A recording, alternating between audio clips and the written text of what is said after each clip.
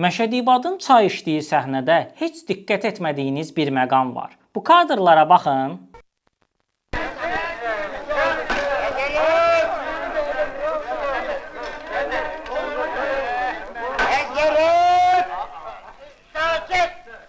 Bu səhnədə cəmiyyətin müxtəlif təbəqələrindən insanlar görürük. Aralarında qoçu da var, Osmanlıca danışan da, fransızcanı yamsılayan da. Ancaq onlar Xan Şuşinski oxumağa başlayanda səssizləşir və diqqətlə dinləməyə başlayırlar. Xanın oxuduğu şeir onların hamısını birləşdirən məqama çevrilir. Hətta içki olduğu üçün masaya əyləşməyən Məşədi də qulaq asır. Gizlincə bağda görüşən Sərvər və Gülçöhrə də. Ancaq muğam bitən kimi ittihamlar başlayır və insanlar bir-birinin ətini didməyə davam edir.